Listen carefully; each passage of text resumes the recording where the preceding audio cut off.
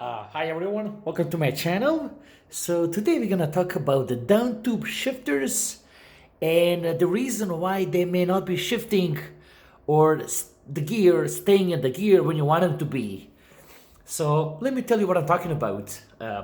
So over here on my vintage Bianchi, I do have the Downtube shifters, and this is how they operate. You move the lever and the derailleur should shift in a different gear, so that would be the higher or the smaller cog over here. But right now I do have a problem, so let me show you what I'm talking about here. So these are my down tube shifters, and if you look, so look over here, they're basically not staying in the place. I hope camera caught this. You see what I'm talking about? It won't stay in the place like this one. See, this one is okay, but this one is not okay. Okay, so let me tell you what I'm talking about here.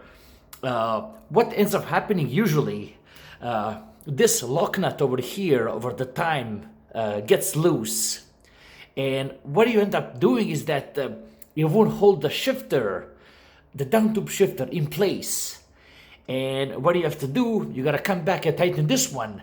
So as a domino effect, see what I'm gonna try to catch it over here. So here's my down tube shifter, and I'm moving it. Now keep an eye on the derailleur over there.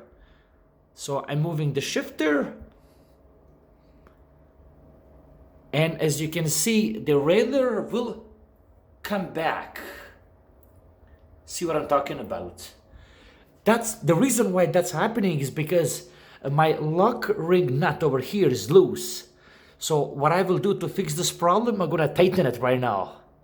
Okay, see? So I'm tightening the lock ring nut. Nothing too crazy, nice and tight. So you see what I'm talking about? I have it tight here.